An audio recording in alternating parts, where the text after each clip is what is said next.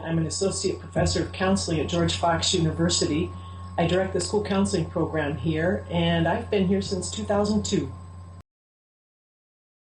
Well, these days online is pretty nice, but word of mouth is good too. Sometimes people become school counselors because of a school counselor they had. Talking to that person about where they got their training can be helpful.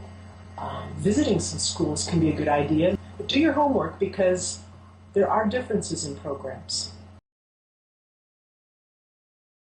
One thing to consider is, what state do you want to work in? Because licensure or certification laws vary from state to state. You're assured of having the preparation you need in a given state if you go to school there. Whereas if you get your preparation in one state and then want to work in a different state, then maybe there's something else you're going to need to attend to that your home state or where you got your training didn't offer. So that's one consideration. Other considerations would be, what is the vision of school counseling in that given program? Do they see school counseling as primarily school counselors as being educational leaders, or primarily as persons doing kind of clinical mental health work? Or is it maybe more well-rounded, where they see it as kind of all of the above, depending on what the needs are? The experience that people come with can be pretty varied, actually.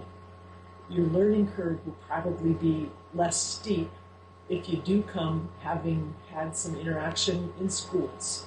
You can come with an accounting background.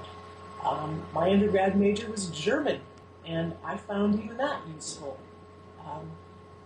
You can use anything you come in the door with, because the kids you work with are all different too. So your background, your professional background, you get a leg up if you come with some school background, or having worked in maybe a mental health field, or working with kids. But it doesn't mean you can't do it if you don't come with that. School counseling is an opportunity to make a difference. You're a change agent, and if you like kids, you enjoy working with people, then it's an opportunity to make a difference with people. School counselors pretty much work in a K-12 setting. There are some folks who then move on to work at the district level, where they maybe oversee all the school counselors in a given district. That's predominantly where folks would work. Most of them would be in a K-12 setting, or elementary, or middle, or high. Not all of them necessarily all at once. A good school counselor probably needs to have good communication skills, good interpersonal skills, because working with people is a lot of what you do. You're not just working with kids, you are collaborating with teachers and administrators, you're working with parents, families, you're working with other mental health professionals in the community, you're working with other staff people in the schools. So somebody who can collaborate is very important. Good interpersonal skills, good leadership skills, good communication skills. Being organized helps a lot, because there's a lot flying around. You need to be able to switch gears, because that happens as well, quite a lot.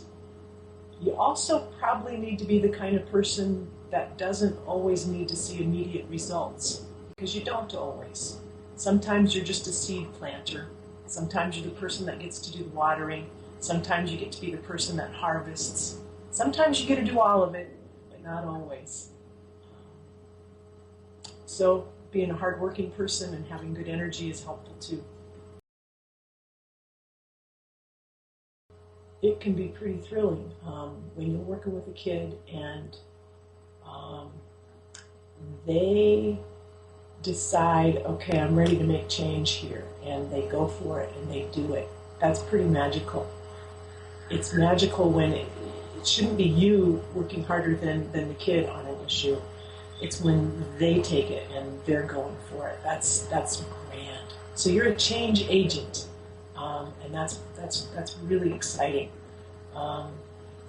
You're impacting future generations of kids. You're giving hope and vision sometimes for a different kind of future than maybe what would have been without your work or your advocacy for them. Probably one of the toughest things about being a school counselor is that I think always the task will be bigger, excuse me, the task will be bigger than you or the time available. It's just never quite done at the end of the day, even if you're really organized. So that's pretty challenging. Probably the most recent change at our university is that we've offered an action research course for some time, but it's been offered at a time when our students weren't in schools for a practicum or an internship experience. But this year we've moved it, and so folks who are doing their internship are now also concurrently taking action research. So what that means is that they're doing real action research in a real setting, and their site supervisors are excited about that. We're excited about that, and they are too. So I think that's pretty cool. Probably a pretty big one right now has to do with professional identity, of what professional school counselors are. When you read a newspaper article, or when you maybe hear something on the news, you'll often hear school counselors referred to as guidance counselors. And that's actually an old term. These days, the preferred term would be professional school counselor. Well, the profession started with kind of career guidance focused, and then it shifted over to a more mental health focus where school counselors were kind of doing a lot of one-on-one counseling. And then the shift has gone away from that to no, we're here to make sure kids are academically successful. And that's come perhaps at the pendulum has maybe gone a little too far there, where it's come at the expense of, whoa, what about this mental health training that you do have?